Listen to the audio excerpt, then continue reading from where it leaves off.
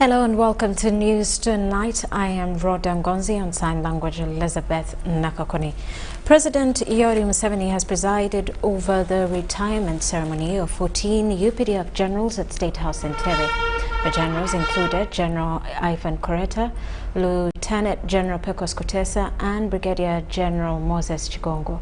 President Museveni applauded the selfless service of the officers, highlighting that each individual story is a miracle and how they became part of the resistance movement is a story to tell.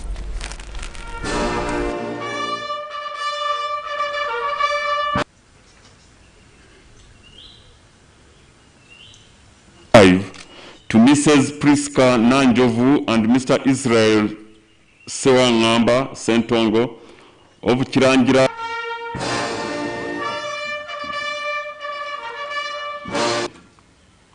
She is working in State House as Senior Presidential Advisor. If you go into their individual story, it's really a miracle. How we were able to get so many people of different levels to be part of the resistance movement. It is my honor to send you off in retirement after meritorious service for a long time. Thank you, Katonda. God bless you. Thank you very much.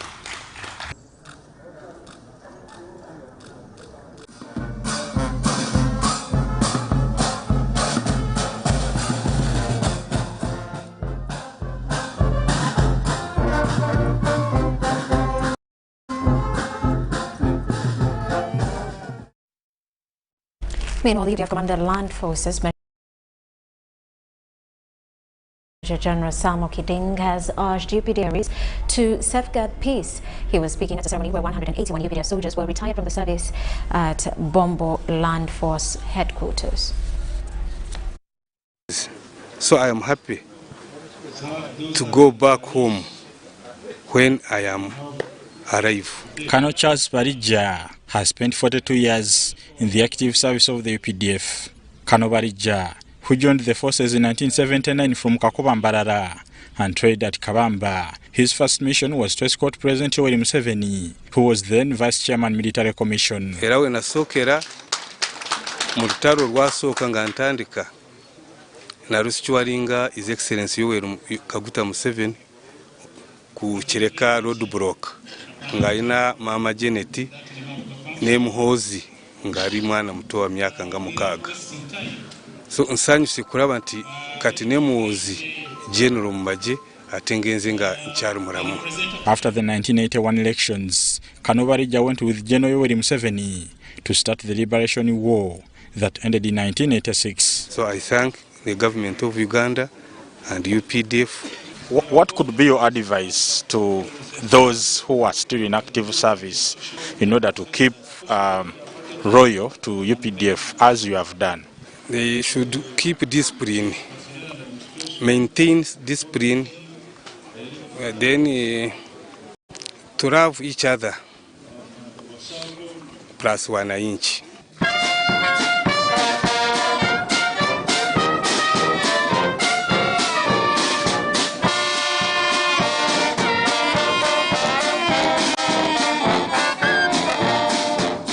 at his rank.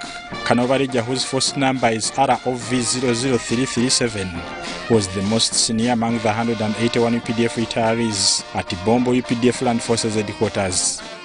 Among the retirees, 15 were at the rank of Lieutenant Colonel, 21 at the rank of Major, and others from lower ranks. The Deputy Commander Land Forces, Major General Samuel Kiding, said retirement is a sign that peace is prevailing in the country. And one of the reasons why you are retiring, it's because you have leveled the ground for retirement. If there were issues, if there was a problem, you wouldn't have retired. Maybe you would have retired through desertion, but that's not retirement. Major General Kiding applauded the Commander-in-Chief of the Armed Forces, General William Museveni, for the gesture of retiring soldiers. The previous armies never used to retire. They were injected out, kicked out. But because of our president, we are now able to retire, to go home with the package.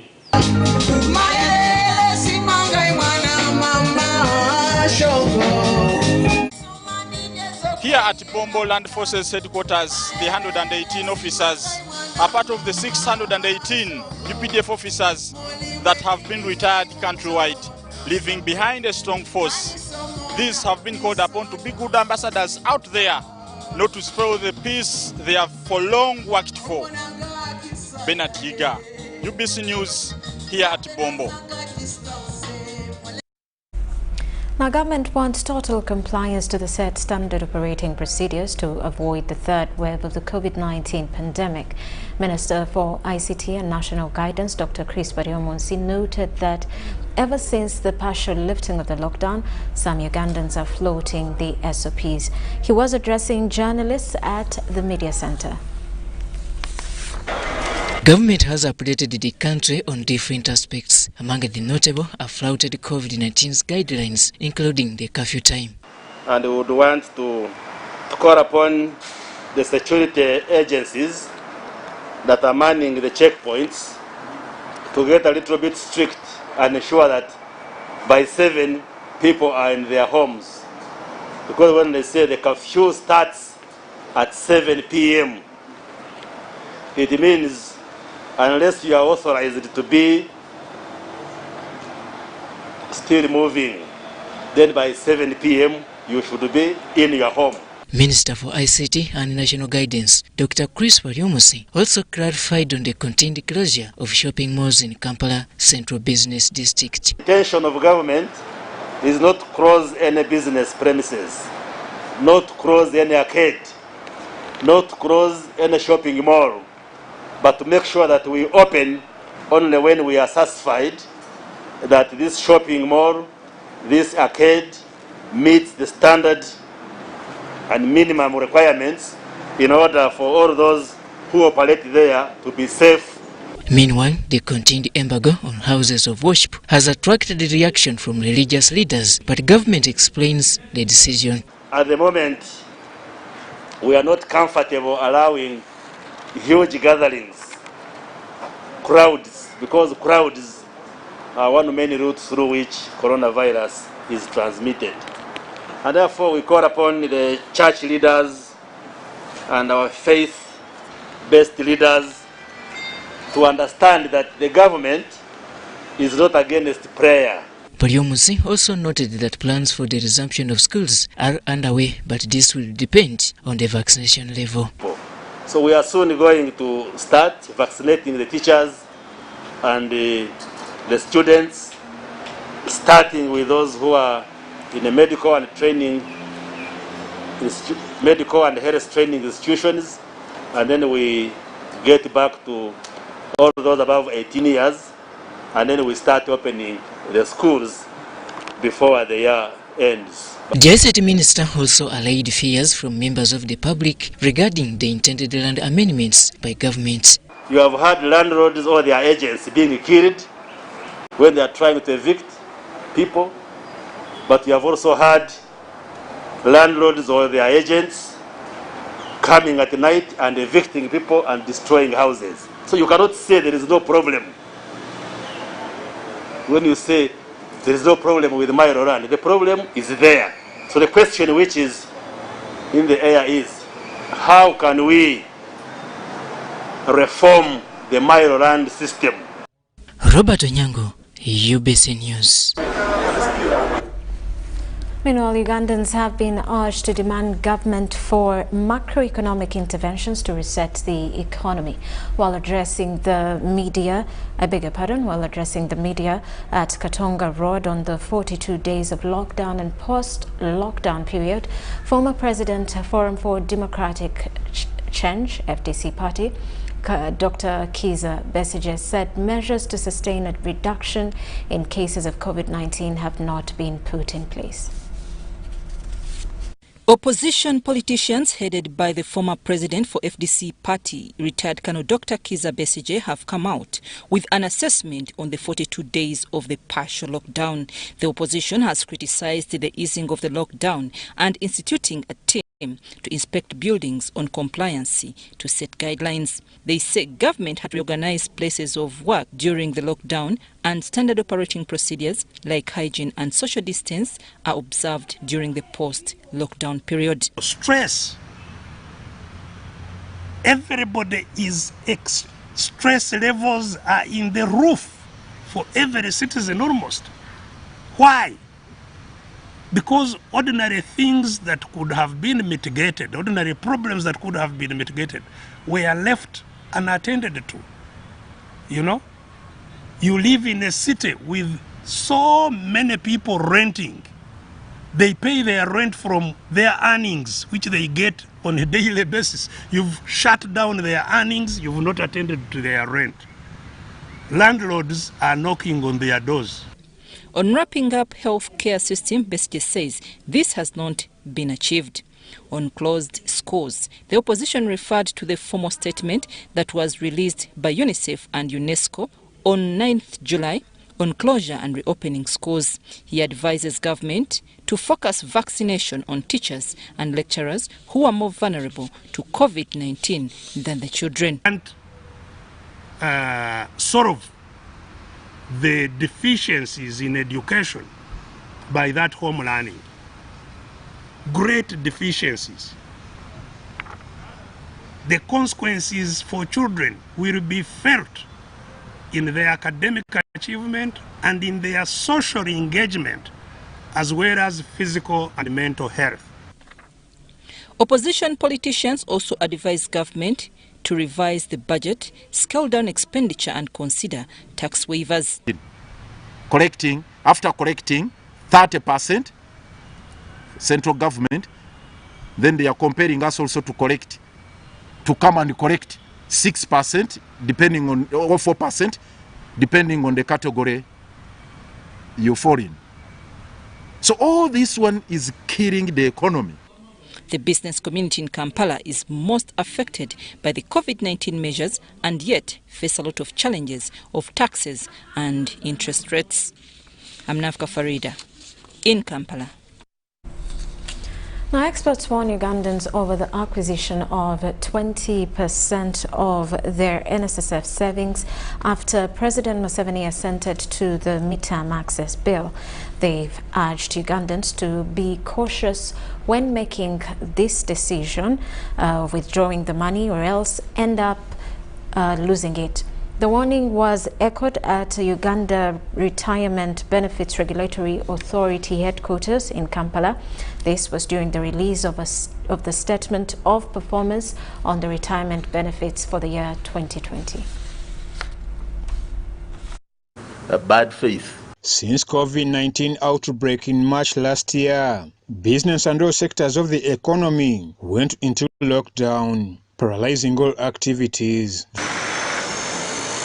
The Uganda Retirement Benefits Regulatory Authority, UBRA, a government entity responsible for protecting the retirement benefits of average Ugandans, has released a report on its performance for the year 2020. For the year 2020, the authority analyzed the long-term sustainability of defined benefit schemes and the operational expenditures to change the key demographic and economic variables.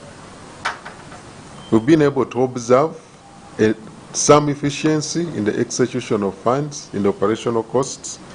The report shows how the sector had delivered a steady performance in the year 2020, despite the COVID-19 pandemic, generating an average return of 13% with an average interest of 9.37% to members compared to the year 2018-2019. You've been able to see a sustainable operational cost, at least for the last 3 years, being maintained at 1.2% of the assets mostly, and also see that members' returns maintain the 9% average that we are talking about today. We think that after 35 years, members' funds would have grown substantially, and we can continue to give the assurance to members that their funds are steadily growing and substantially protected. Nsubuga warns Ugandans about the 20% acquisition of their NSSF benefit savings. Not sure of what you are going to do with it. Why don't you preserve it anyhow? Because it is you are assured of a very high return in the market today, which is 9%. It is prudently invested, and the regulator is providing you the protection and safety of your funds. Otherwise, if you just want to take it and then endeavor in unplanned activities, it's going to be lost from day one. Probably my advice to the members of the public is to be conscious. At least even with this allowance, it does not make it mandatory that you have to draw the money. It's not mandatory. Meanwhile, the report indicates a recovery of 8.8 billion Ugandan shillings in misappropriated funds and unremitted contributions, compared to 6.7 billion Ugandan shillings registered recovery in the year 2018-2019. Ivan Juko, UBC News. You expect to get National Social Security Fund has supported the President's decision to assent to the NSSF midterm access bill after the completion of the review process by Parliament. The overall liability of the midterm access to the fund is estimated at 1 trillion shillings. According to Richard Birugaba, the managing director, NSSF, the fund has no control over the process but remains committed to support the speedy enactment of the bill and thereafter the implementation of the NSSF Amendment Act. So, to manage the expectation of our members, to manage the expectation of the public, to manage the expectation of Uganda, we would like to say that the fund has certainly some control over this process. But as you've seen, the parties involved in the remaining part of this process are largely outside of our own control. I have been told, and I'm sure you can verify that ordinarily it takes 45 days for a bill to be returned to Parliament and processed and brought back to the President.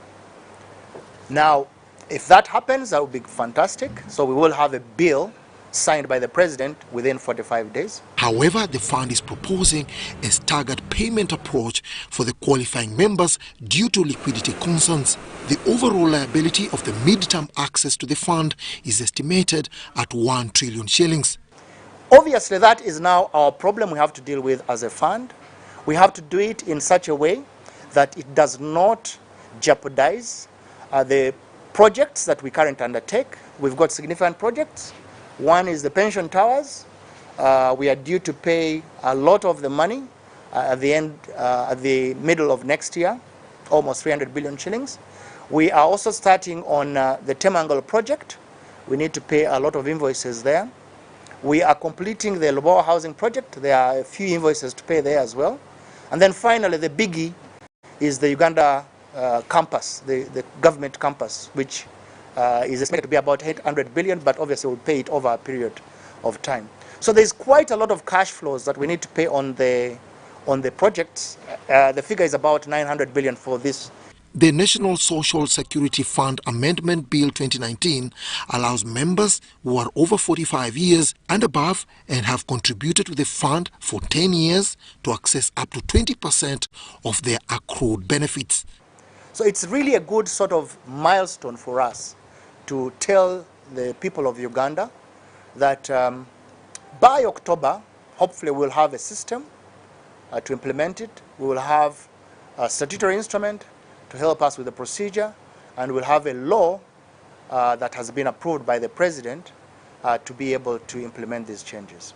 Dennis Igor for UBC News. And a number of people have been arrested this evening as they struggle to leave the city and beat curfew time. Curfew is among the restrictions issued by the President to combat the spread of COVID-19. 6:45 p.m. It is rush hour and sections of people from Kampala city are rushing home to beat the 7 p.m. curfew.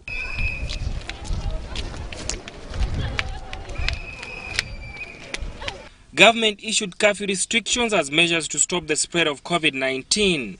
The traffic congestion and the long queues of passengers waiting to board at bus and taxi parks shows that it is impossible to beat the 7 p.m. curfew deadline. Tugasula mu paaka tetulina kyakukola. Kyetusaba akomewo President Museveni atuyambe sawa ya kafe atwongeze wake inawezi n'abasatu so okufuna emmotoka ekutuusa ebugerere naye kasaa kakati tugasula mu paaka. Downtown Kampala, the joint military and police operation intensify as people rush to leave the city.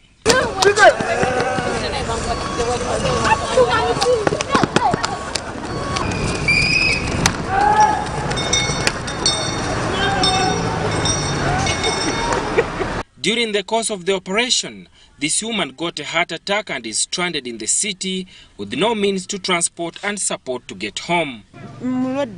Aina obuzibu omutima tetuze tudduka nga batugoba emisinde nga omusirikale atugoba kati olutuusa ne tusanga nga bali awo bangi bayimirira ne bagamba teri kuyita wano nga bakuba abantu emigo kati omutima negukola ki nafuna ataaka n'agwa eri. As the operation intensifies, many are arrested. I came here with my sisters. They told them to go, but they left me here. Now where are you going? I have to follow them. Let's go to the station, then you will go back now. And you go tomorrow. I'm not walking that way. You go to the post. You're not walking. Sadam Mubale, UBC News, Kampala. Supreme Court has stopped the implementation of all execution orders and declarations issued by the Constitutional Court until the determination of the main suit in a matter where Honorable Mike Kabazuguruka was challenging his trial and the trying of civilians in the court-martial.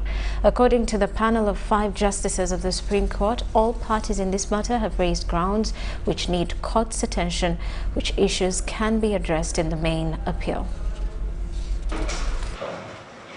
5 justices of the Supreme Court, led by Chief Justice Alfonso Winyidolo, have ruled in an application filed by the Attorney General, asking court to stay all execution orders and declarations issued by the Constitutional Court until the determination of his appeal. In a ruling delivered by Supreme Court Assistant Registry, Dida Simhumuza, on the behalf of the 5 justices of the Supreme Court, court was pleased with the Attorney General's prayers, thus granting the application. Execution of and all giving effect to the orders and declarations issued by the Constitutional Court in Constitutional Petition number 45 of 2016 between the parties hereto are stayed until the disposal of the applicant's intended appeal. The Constitutional Application number 6 of 2021, which had been filed by the applicant for interim order of stay lapses. In the detailed ruling, justices said all parties raised the issues which require court's attention, and that if the application is not granted, the Attorney General will suffer damages. The submissions of counsel for the respondent showed that Article 210 of the Constitution had never been tested in court, and hence the need for this court to clarify the need through appropriate interpretation. On this, since the appeal is of public importance, court will soon fix a date for hearing the main suit. After court, talking to lawyers representing Mike Kabazuguruka, they said they are ready for hearing the main suit. No, for us we are ready, even tomorrow. We are ready for tomorrow. They did away with the interim matters. The temporary injunction, they have been so brief, they say they will not want to preempt because they are triable issues.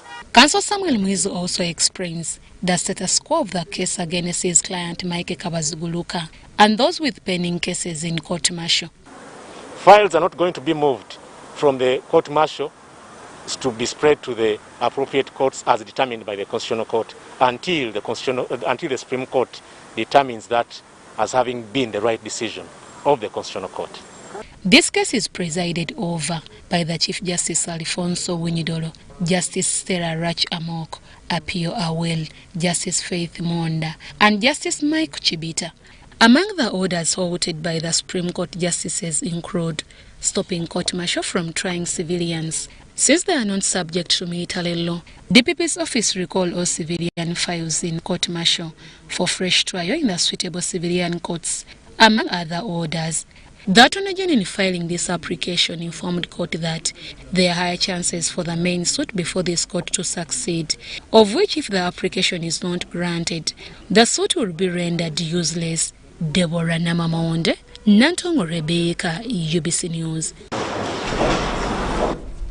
And Nakawa Magistrates Court has charged and remanded 3 health officers on counts of negligent acts likely to spread infectious diseases and 1 count of conspiracy to defraud.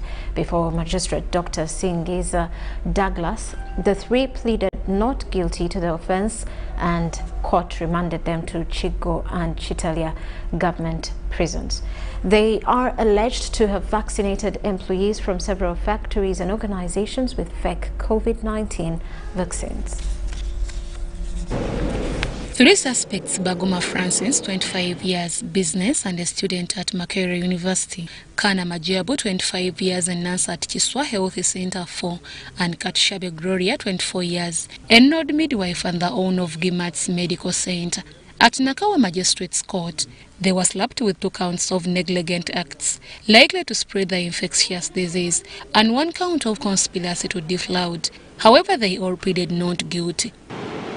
Prosecution alleges that during the month of June 2021 in Kawempe Division, Kampala District, Kana Majambo and Katshabe Gloria and others still at large unlawfully negligently administered purported COVID-19 vaccines to employees of several factories, organizations and cooperative entities with the intention of spreading the infection of any disease dangerous to life. Among those vaccinated with alleged fake COVID-19 jab include employees working with KCL Chitintale, United Bank of Africa, Harris International Limited, and Diamond Trust Bank.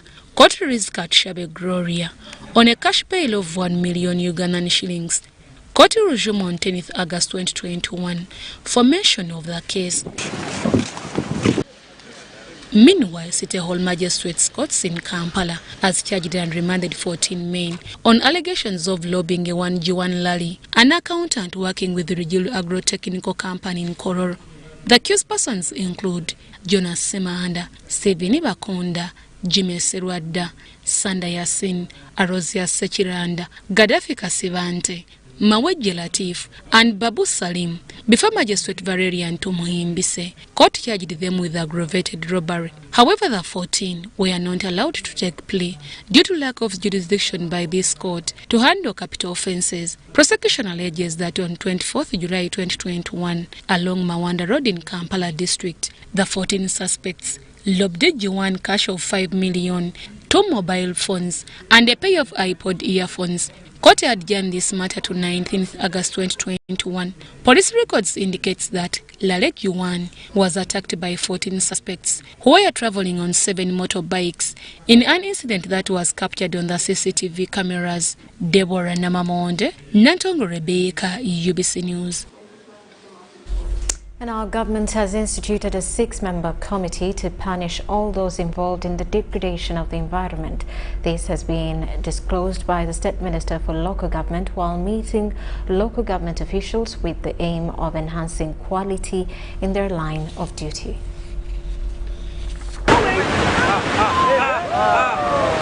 Instituting a team to punish encroachers on the fragile areas in the country will restore the depleted ecosystem. State Minister for Local Government has met officials in the ministry to discuss the state of the encroached areas. That 6-man committee is to emphasize and go around enacting the laws that are there. Degradation of our mother resources is not new. The laws are already there. But people have kept on breaking the law intentionally, not by omission or what. Giving titles, allowing people to build in wetlands, allowing people to build on sewage, allowing people to cut the swamps and make things that are not befitting humankind. And that's why there are disasters day in, day out. Government emphasizes planting bamboo along the riverbanks to reduce flooding. Planting bamboo is a project which government is emphasizing, and NFA has started making nurseries for bamboo. The Prime Minister of the Obusinga of Rwenzururu said they have already had nurseries ready for planting and they are donating them for free. So if we plant bamboo alongside the riverbanks and on top of the mountain as it used to be, then the land will be held very tightly, the river will use its way and will not begin causing disasters of sweeping health centers, schools and all that. The minister says the Local Government Act is in the process of being reviewed to manage cities, and she stressed the joint effort of fighting corruption in the country. She says government is to work together with the opposition to enhance development of cities to serve the citizens of Uganda. But the current cabinet, what we have started on is putting our colleagues in opposition on board. Let's work as a team. You've seen in this meeting, the Shadow Minister for Local Government was there. You've seen in this meeting people praising the Mayor of Masaka for accepting to work tightly, closely with government to implement all projects in her city. So that is the spirit we should be working on. We may have divergent ideologies, but when it comes to serving our people, let's be one and strictly one and do what benefits our people.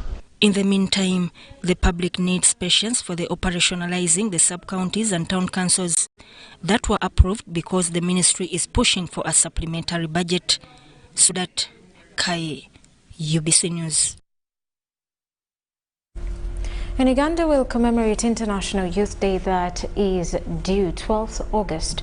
The day was designated in 1999 after the General Assembly that was attended by all Youth Ministers Conference in Lisbon, with the aim of ensuring governments draw attention to issues surrounding the youth, while launching the Youth Week, which starts on the 5th, running till the 13th of August.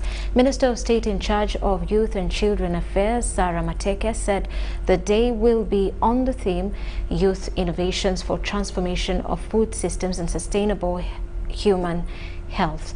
Now, the day will be commemorated at State House with President Yoweri Museveni as the chief guest. Interests. You are called upon to get involved and empower the youth through innovative projects, incubation centers, building skills and capacity, financing of ideas that motivate young people, while considering inclusion and accessibility in the interventions so that no young person is left behind. I would therefore like to take this singular honor to officially launch the Youth Week of Activities 2021 for God and my country. The cardinal roles that the youth members of Parliament play and will play in the fourth coming Youth Week and also in Parliament are four. Our purpose, largely for the young people, is to legislate for our young people. And then secondly, is to represent them, take their issues to Parliament.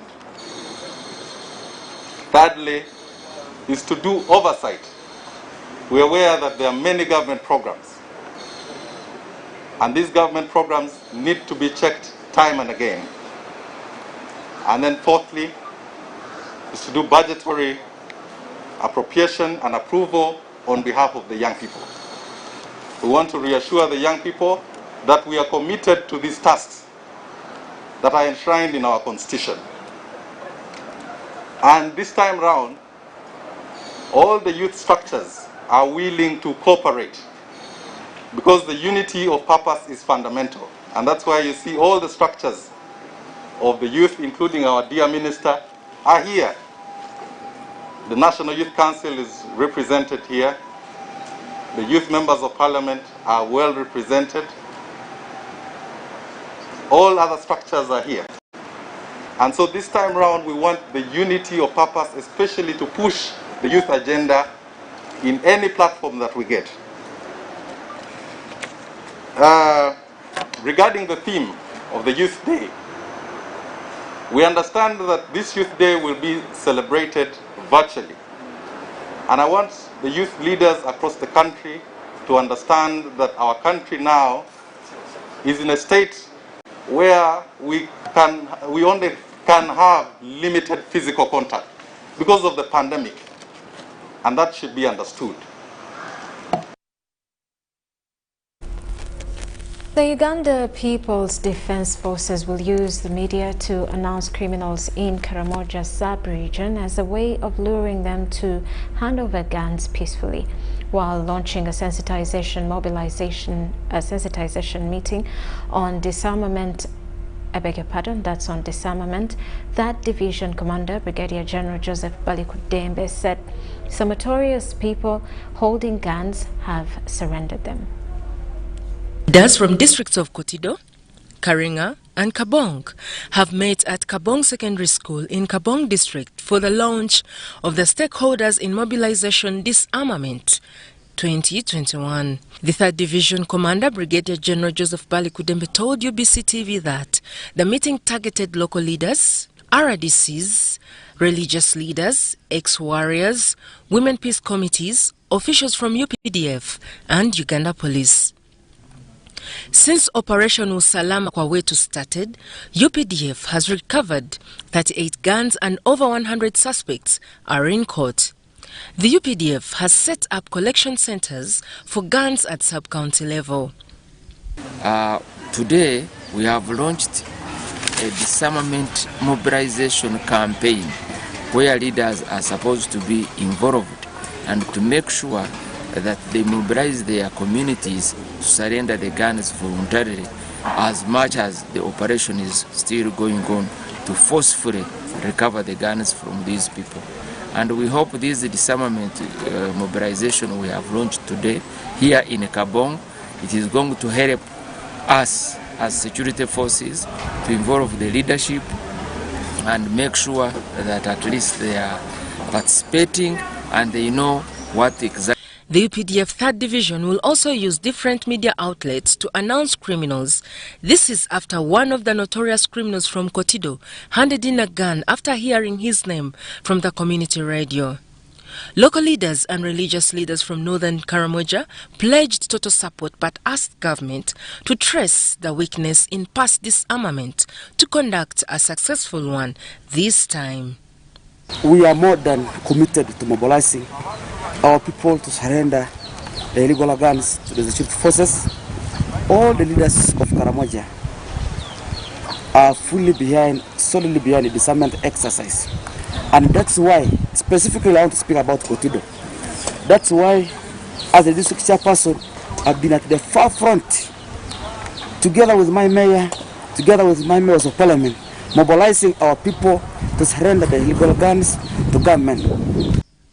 Residents say government should work towards sealing the border to stop guns coming from Turkana and South Sudan. I am also trying to re-emphasize that we seal the borders and we don't allow the Turkana to come because the government of Kenya has not yet disarmed the Turkana.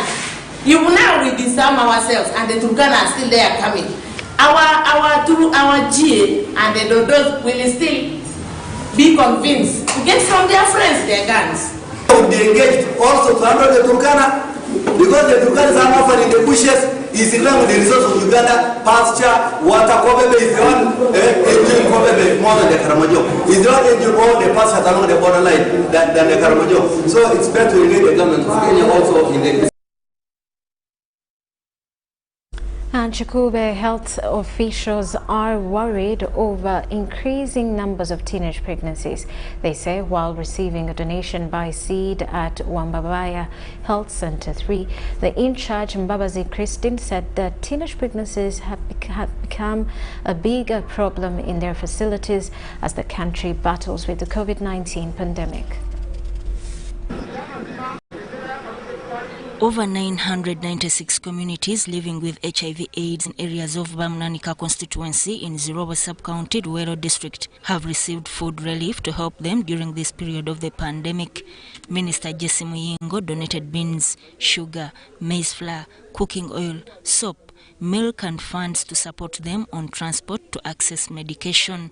The in-charge Zirobo Health Center 3, Dr. Samuel Musuta, received the items. Life is hard for some of our clients who are on ART, that is HIV clinic, because we are having an active number of 996 patients on ART.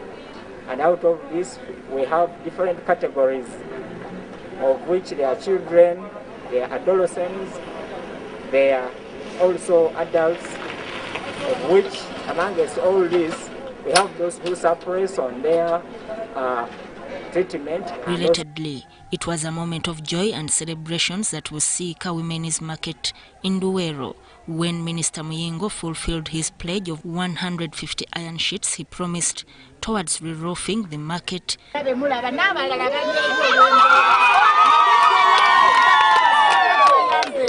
ladies of this market here, Wisika market, they are very happy. Though we are in COVID season, but we are too very happy because we have received iron sheets. I urge all the leaders to do the same, to bring back something for the political assistant to Minister Jesse Muyingo, Abdul Karim Waswa, delivered the items. Karim noted that although Minister Muyingo is not the area member of parliament, he will continue to lobby for the communities. Dr. Muyingo musazali ba munanika yakateekamu emiliyoni 1,492 nenga zigenze mu masinzizo. Some of the beneficiaries include teachers, police, among others, commended Dr. Jesse Muyingo and encouraged other leaders to emulate him. I thank him regards for not forgetting us, despite the fact that he did not go through as a member of parliament, but he still remembers and recalls for the people of Bamnanika indeed. We're grateful to the minister, Jesse Muyingo, for the support he has given to our people, for what Dr. Muyingo has offered us. I know it is going to help us a lot, and we are going to continue working together. Sudat.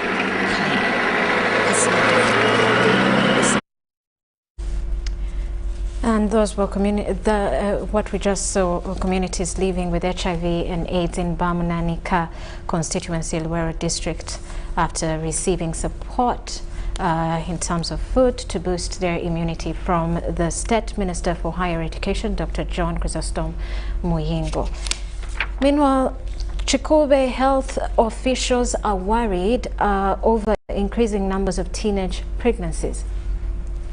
They say while receiving a donation by Seed at Wambabaya Health Center 3, the in-charge Mbabazi Christine said that teenage pregnancies have become a bigger problem in their facilities as the country battles COVID-19 pandemic. There is a challenge of young girls, approximately 10 to 16 years, getting pregnant. I think it is due to COVID-19 issues because children are just loitering around. Findings by the in-charge Wambabia Health Center 3 indicates that every month 8 out of 10 girls report pregnancy at the facility. So for this case, the facility is registering a bigger number of pregnant girls, And of course, deliveries, some of them we are doing referrals because they are unable to push from their facility. So there is that challenge in the community. We pledge that those who are concerned to come in and educate the community and the children about the dangers of early pregnancies. Manja Bomthon, a teacher at Wecha Secondary School, Hoima, says that as schools, they have faced teenage pregnancies, especially in the lockdown. Our problem is most of our parents don't want to talk about the danger of adolescence and the stage and the outcome. So I want to encourage our parents to sit down with the young boys and girls, talk about the issue to do with sexuality, because that's where the danger is. The exposure our girls in terms of this petty work has also caused more problem.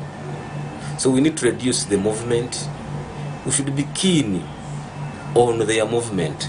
Christopher Nkalu, the Chikube district speaker, says as a district, they are engaging stakeholders to address the issue. We have really been receiving high cases of early pregnancy, more especially during this second wave of COVID-19. And then we have an issue of the Kizirafumbi Kabale Road. Those workers have also sterilized our children. As a district, our probation department has been receiving such cases, and they're working together with the police to handle them. Okay? Is that okay for everybody? Well, with that, we take a quick break. We'll return with business news. This is News Tonight.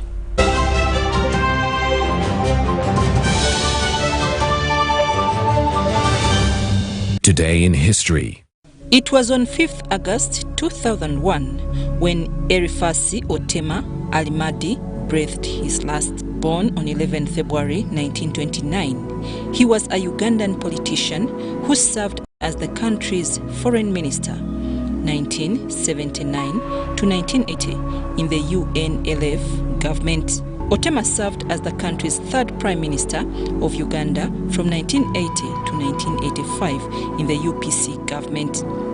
He then became a Minister of Foreign Affairs after Paulo Muwanga's transitional government and was then appointed Prime Minister by newly elected President Milton Obote on December 18th, 1980. We've cut and reduced our MTN Momo withdrawal rates. Now you can withdraw mobile money at the lowest rates. You also get MTN Central Points when you deposit, send and withdraw MTN mobile money. Visit our Momo agents countrywide and withdraw mobile money at our reduced rates from 1st May 2021. Everywhere you go. MTN. Echa COVID-19 chijja kugwa only if we stay at home, observe physical distancing, wear masks properly, sanitize or wash our hands with soap and water regularly, or get vaccinated now.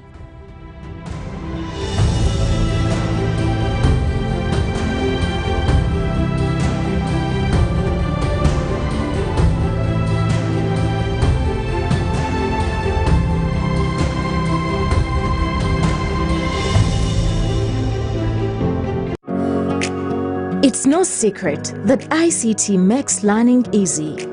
The strides made in our field couldn't be possible without it.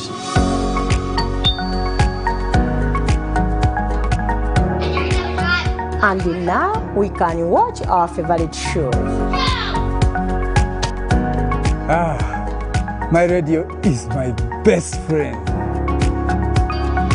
UCC provides an enabling regulatory environment and policy guidance for healthy competition. We also facilitate ease of doing business in the communications sector through licensing, standardization, spectrum management, tariff regulation, rural communication development, and consumer empowerment. An informed consumer is an empowered consumer. UCC supports local content and innovations. Driving the development of a robust communication sector in Uganda is Uganda Communications Commission. Therefore, understanding this model.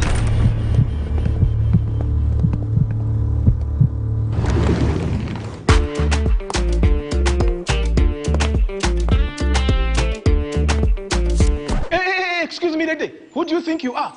A queen? Hey, haven't you heard? Get Airtel Chillax bundles and browse like a queen. Get Airtel Chillax bundles that do not expire and browse like a queen or king. Dial *175# or use My Airtel app. Airtel, the smartphone network.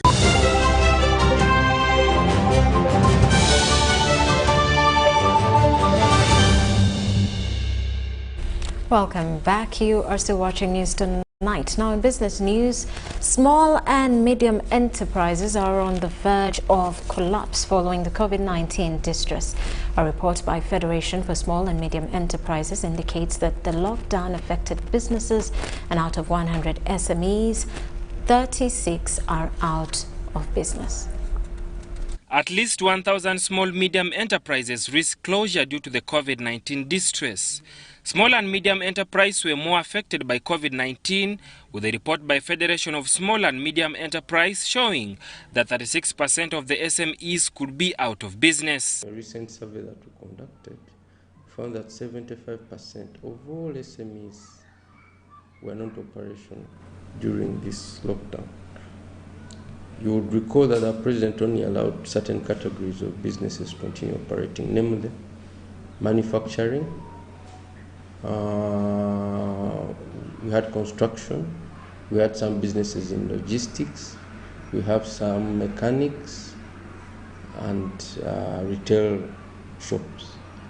So clearly the bulk of businesses were not operating. But in the survey, 2,754 micro, small, medium enterprises were involved, and about 1,000 could close due to the halt in cash flow and operations caused by COVID-19. We also found that about 36% are fearing that if nothing is done to help them, they might close. Finally, we found 12% who said that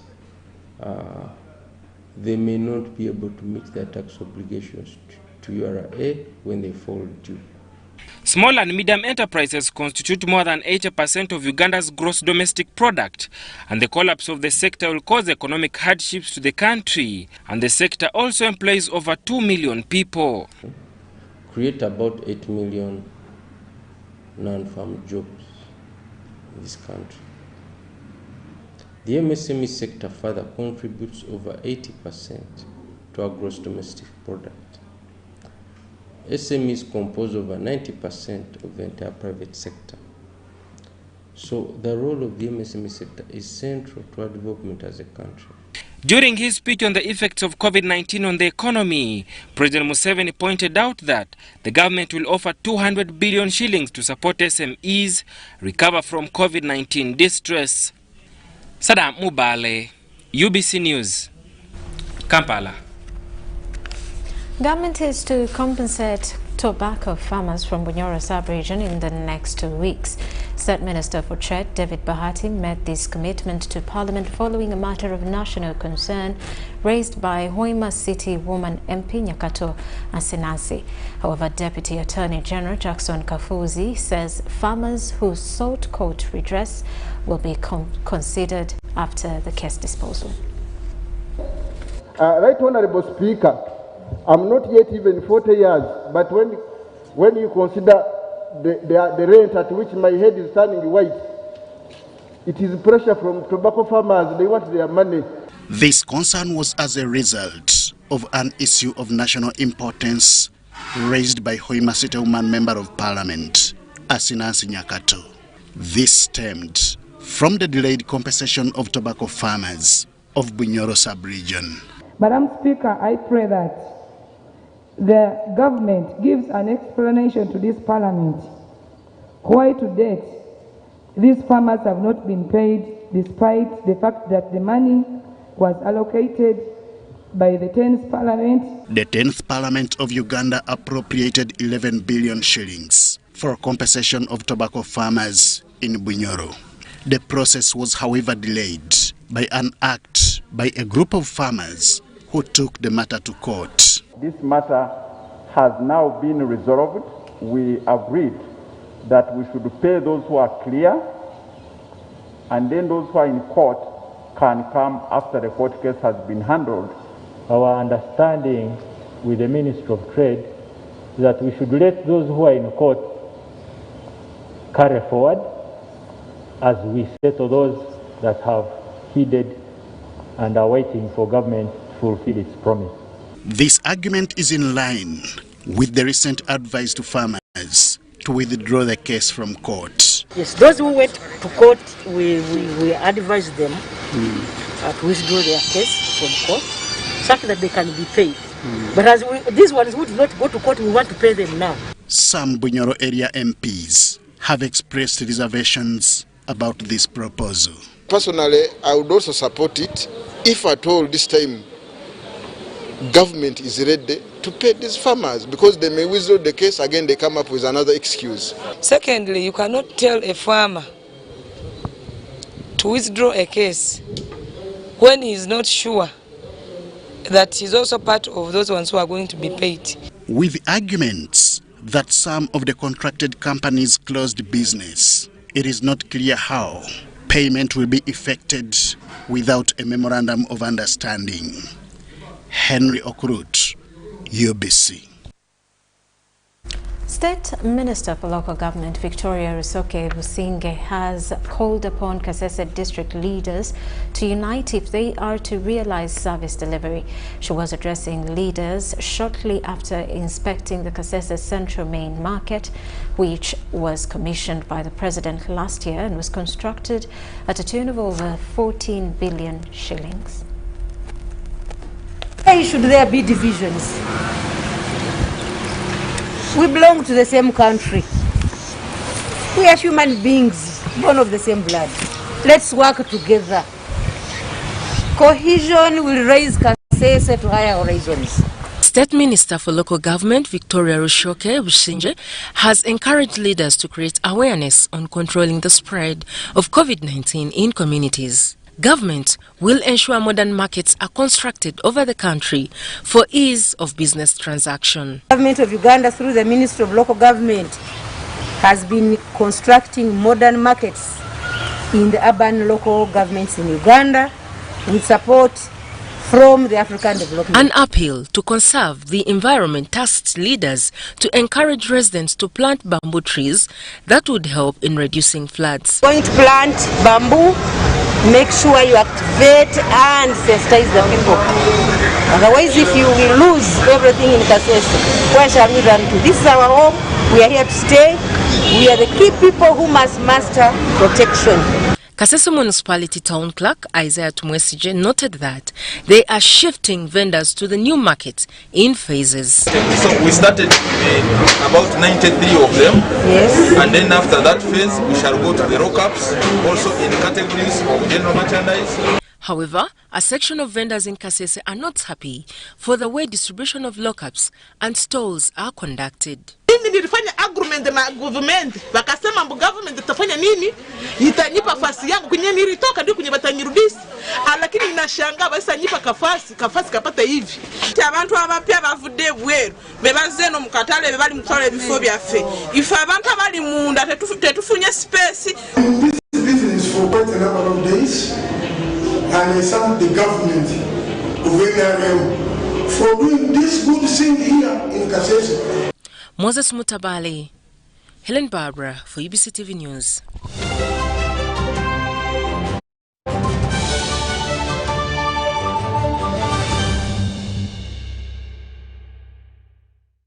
After a day's rest for all Uganda's members at the Olympics, action resumes on Friday in Japan. First in action will be Joshua Cheptegei, Jacob Kiplimo and Oscar Chalimo, who contest the 5,000-meter final starting at 3 p.m. East African time. Thereafter, Winnie Nanyondo will line up in the 1,500-meter final that starts at 3:50 p.m. Athletics coach Benjamin Njia talks tactics to be used in the 5,000-meter finals, in which... Thank you so much. I feel good. I know tomorrow will be a tough race, but I know that we are going to do something tomorrow. You know, if something is the next thing, we know it was a grateful, other countries, they didn't manage to qualify. Only one person, we are so happy. We have qualified for final. Let's just wait tomorrow we have a lot of hopes in tomorrow. See tomorrow. I know that race will be tough, but I know all is all. We are going to try our best all day. No, we have other guys are strong from the other guy. That guy from Spain and Chelimo from America. We know the thing will be tough, but we are going to try our best tomorrow.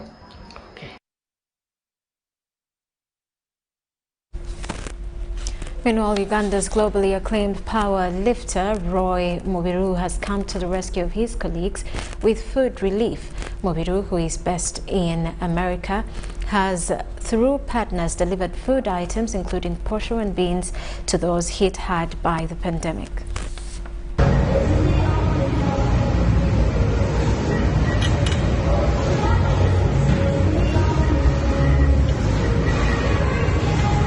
American-based Uganda powerlifter Roy Mubiru has delivered COVID-19 food relief to Ugandan counterparts. Channeled through his colleagues in Uganda, Mubiru offered 10 kilograms of posho and beans to the powerlifters that are currently out of work, with sports just returned and bars still under lockdown.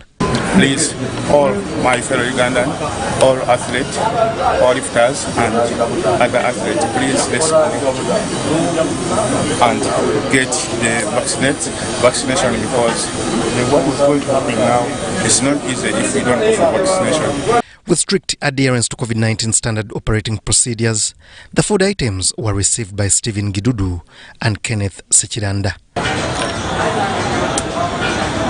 Ngenda kutusa okweyanza eri mukulu mubiri kubanga tatusulidde tatwerabidde tusimanye byatukoledde then tusimane mukulu noma. The powerlifters are undergoing preparations for the National Open due in October, which have been boosted by professional DJ Norman Wandera, who has pledged $1,000 to winners. Powerlifters bouncer kubanga omulimu gwange nkola kati nze nga DJ kwatagane ba bouncer n'abayimbi fena tutambulira ku kimu esamu solo baddukirira olw'embeera eno gye tulimu eya COVID-19 bakosezza nnyo bambi kubanga abasinga badde bafuna ku bivulu bafuna ku bayimbi bafuna ku ki n'embeera gye tulimu yombi nnyo era bw'oba oli eyo ng'osobola okujja okuyambako abantu bano nga bw'obalaba kubanga bo batambulira ku mmere emirimu gyabwe gye bakola. This offer by Roy Mubiru is the first in such quantities to the powerlifters. Well, that does it for news tonight. Thank you for sticking with us throughout the hour. Elizabeth Nakakoni on sign language. I am Rhoda Ngonzi. We'll leave you with the weather update with Semper Alex Kim. Have yourselves a good night. It has been predominantly sunny intervals across the country, though a few areas along the Lake Victoria Basin had some light isolated rainfall. By 9 a.m. This morning, various parts of the country reported rainfall, like Kasese reported very heavy rainfall of 69.9 millimeters, Wadilai 7.4, and Kampala reported 0.2 millimeters of rainfall. The satellite image taken over Africa indicates the high pressure systems to the south of the continent are really weak. So the rainfall we are seeing across the country is mainly due to the local factors like Lake Victoria and the mountains we have across the region. That is why tomorrow in the morning we do expect to see some chances of light rainfall across the eastern of the country. Most of the country will have sunny intervals, but in the afternoon we do expect a pickup of some rainfall that will be across Kasese, Mubende, Masindi and parts of the eastern like Mbale. Because of this, temperatures are expected to rise to 31 degrees centigrade to be across Karamoja region, 27 in the nation's capital Kampala, and in Kabale Highlands we are forecasting at 25 degrees centigrade. And elsewhere across the globe, it will be sunny conditions that will be across Dubai, New York, at a daytime high of 41 degrees centigrade will be across Dubai, and in Lagos at a daytime high of 29 degrees centigrade, and Moscow is expected to have some rainfall at a daytime high of only 23 degrees centigrade. With that, we conclude it. Stay tuned and join us again tomorrow same time.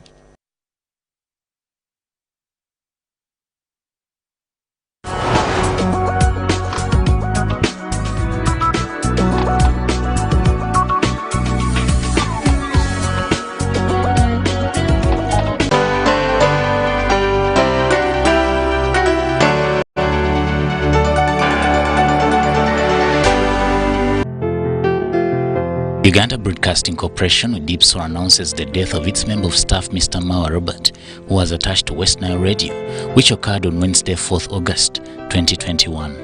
Burial arrangements will be communicated soon. Informed are friends, relatives, colleagues and in-laws.